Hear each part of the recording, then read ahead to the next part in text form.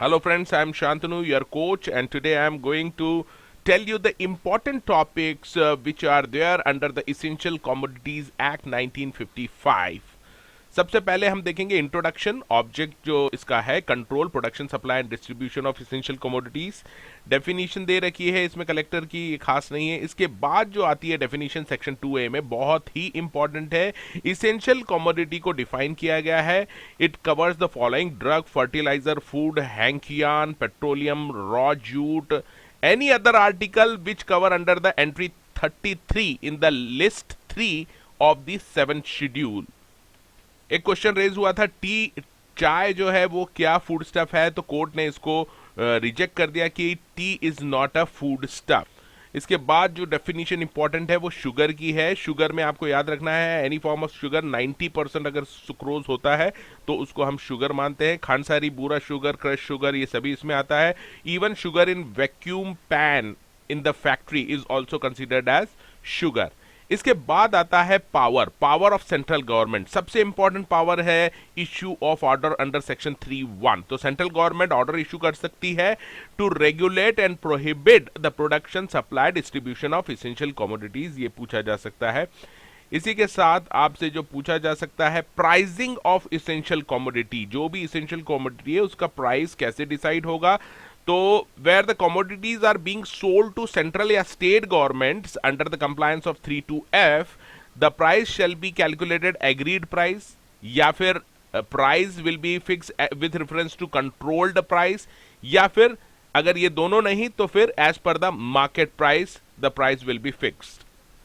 इसी के साथ हम देखेंगे प्राइसिंग ड्यूरिंग इमरजेंसी। बहुत इंपॉर्टेंट है। अगर इमरजेंसी है, ऐसे हालात है किसी पर्टिकुलर लोकेलिटी, आपको याद रखना है वर्ड, पर्टिकुलर लोकेलिटी में इमरजेंसी के हालात हैं, फूड स्टफ अवेलेबल नहीं है एट रीजनेबल प्राइस, तो सेंट्रल गवर्नमेंट उसकी प्राइसेस फिक्स कर सकती है।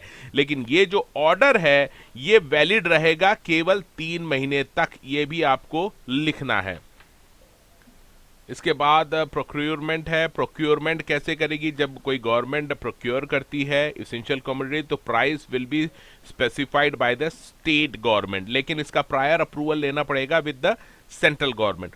और ये जो प्राइस फिक्स करेंगे प्रोक्योरमेंट प्राइस, इसके लिए जो इंपॉर्टेंट पॉइंट आपको ध्यान रखने, ये प्राइस फिक्स होगी with reference to control price.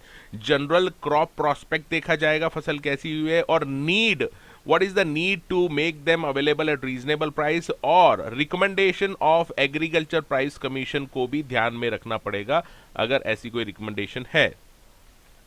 अब बात करते हैं प्राइसिंग फॉर शुगर। शुगर की प्राइस कैसे फिक्स होगी? तो यहां पर इन्होंने बोला है सेंट्रल गवर्नमेंट शुगर की प्राइस फिक्स कर सकती है, लेकिन फॉलोइंग फैक्टर्स उसको देखने पड़ेंगे, उसके बाद फिक्स कर सकती है। एक तो मिनिमम प्राइस जो शुगर केन की है, शुगर जिससे बनती है शुगर केन की, वो देखना पड़ेगा। उसके बाद मैन्युफैक्चरिंग कॉस्ट ऑफ शुगर क्या है, ड्यूटी और टैक्सेस कितने पे करने पड़ते हैं फैक्ट्री को, एंड रीजनेबल रिटर्न, ये इंपॉर्टेंट पॉइंट है। Even the reasonable return on capital should be given to the manufacturer of the sugar. इसी के साथ आपको याद रखना है different prices for different areas can be fix, और different factories can be fix, और different kind of sugars different prices can be fixed. तो शुगर प्राइस के लिए सेक्शन है 33C, ये याद रखना है। इसके बाद जो आ सकता है क्वेश्चन वो है कॉन्फिस्केशन ऑफ इसेंशियल कमोडिटी। इसमें सीजर होता है और कॉन्फिस्केशन, इसमें डिफरेंस भी पूछा जा सकता है। सीजर कब होगा? Seizure means take possession contrary to the wishes of the owner. Owner की इच्छा के विरुद्ध जब आप उसको हथिया लेते हैं कमोडिटी को, इसको कहते हैं सीजर। और इसमें कलेक्टर बहुत इंपॉर्टेंट रोल प्ले करता है। और सीजर में अगर दोष सिद्ध हो गया, वायलेशन मान लिया है कि वायलेशन हुआ है, तो उसको कॉन्फिस्केट भी किया जा सकता है।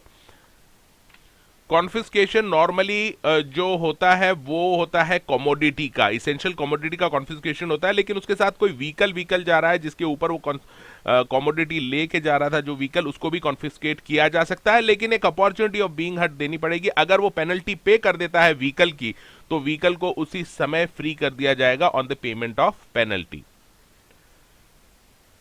और इसके बाद जो सबसे लास्ट में एक इंपॉर्टेंट पॉइंट है ऑफेंस एंड पेनल्टीज में, कि इसमें सजा जब तक नहीं होगी पर्सन को जेल की, जब तक कि उसका मेंस रिया या गिल्ट माइंड प्रूव नहीं हो जाता। और इसी के ऊपर क्वेश्चन आ सकता है।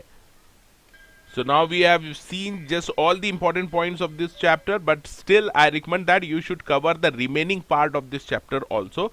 But priority में आप important point कीजिए, उसके बाद बाकी के points cover कर सकते हैं. All the best for the exams.